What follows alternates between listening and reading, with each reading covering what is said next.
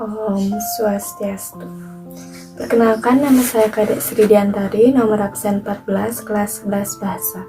Di sini saya akan membacakan cerpen yang berjudul Pengorbanan Seorang Ibu. Di sebuah desa, ada seorang ibu yang sudah tua. Suaminya sudah lama meninggal karena sakit. Dia hanya mempunyai satu anak laki-laki. Jadi, ibu itu hanya hidup berdua dengan anaknya. Sang ibu sering sakit-sakitan, ditambah seringkali merasa sedih memikirkan anak satu-satunya.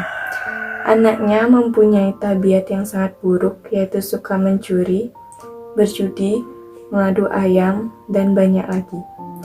Anaknya pun tidak pernah peduli dengan ibunya. Ibu itu sering menangis meratapi nasibnya yang malang, dan ia sering berdoa memohon kepada Tuhan. Tuhan, tolong sadarkan anak satu-satunya yang kusayangi, supaya tidak berbuat dosa lagi. Aku ingin dia berubah dan menyayangiku, lalu aku menghabiskan sisa hidupku dengan bahagia. Aku sudah tua dan ingin menyaksikan dia bertobat sebelum aku mati. Namun, semakin lama si anak semakin larut dengan perbuatan jahatnya. Sudah sangat sering ia keluar masuk penjara karena kejahatan yang dilakukannya.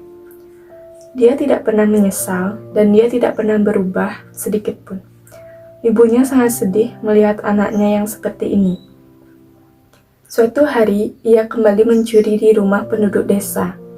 Namun malang, dia tertangkap. Dia tidak lagi dipenjara, tapi dia dibawa ke hadapan raja untuk diadili dan dijatuhi hukuman pancung. Pengumuman itu diumumkan ke seluruh desa.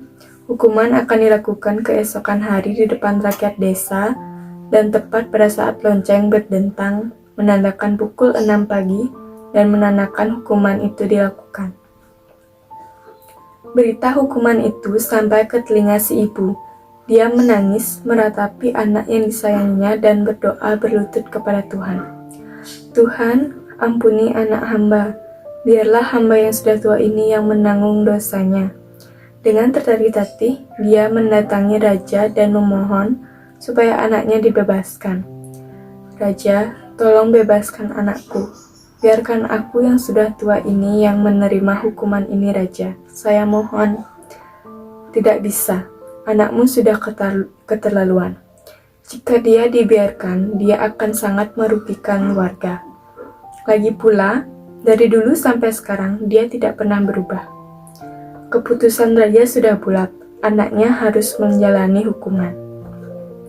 Dengan hati hancur, ibu kembali ke rumah. Tak hentinya, dia berdoa supaya anaknya diampuni, dan akhirnya dia tertidur karena kelelahan. Dan dalam mimpinya, dia bertemu dengan Tuhan. Keesokan harinya, di tempat yang sudah ditentukan, rakyat berbondong-bondong menyaksikan hukuman tersebut. Sang algojo sudah siap dengan pancungnya dan anak sudah pasrah dengan nasibnya. Terbayang di mata sang anak wajah ibunya yang sudah tua dan tanpa terasa ia menangis menyesali perbuatannya. Dia tidak tega meninggalkan ibunya hidup sendirian. Detik-detik yang dinantikan akhirnya tiba. Sampai waktu yang ditentukan tiba, lonceng belum juga berdentang. Sudah lewat 5 menit dan suasana mulai berisik. Akhirnya, petugas yang bertugas membunyikan lonceng datang. Ia mengaku heran karena sudah sejak tadi dia menarik tali lonceng tapi tidak ada suara dentangnya. Saat mereka semua sedang bingung, tiba-tiba dari tali lonceng itu mengalir darah.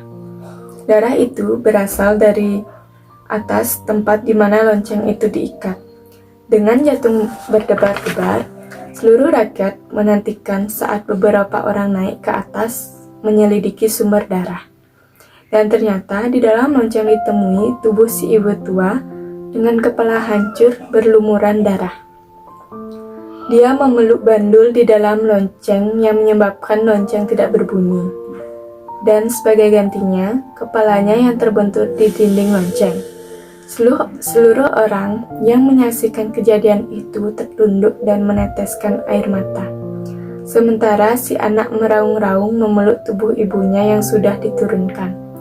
Menyesali dirinya yang selalu menyusahkan ibunya, Ternyata malam sebelumnya si ibu dengan susah payah memanjat ke atas dan mengikat dirinya di lonceng, memeluk besi dalam lonceng untuk menghindari hukuman pancung anaknya. Unsur intrinsik yang terdapat pada cerpen tersebut yaitu terdiri dari tema, yaitu pengorbanan. Yang kedua, penokohan atau perwatakan. Tokoh pertama yaitu ibu dengan watak baik dan penyayang. Tokoh kedua yaitu anak dengan watak tabiat buruk, suka menari dan berjudi. Tokoh ketiga yaitu raja dengan watak tegas dan bijaksana. Ketiga, latar. Latar waktu yaitu suatu hari, keesokan harinya, pagi hari, dan malam hari. Latar tempat yaitu di sebuah desa dan latar suasana menegangkan dan mengharukan. 4.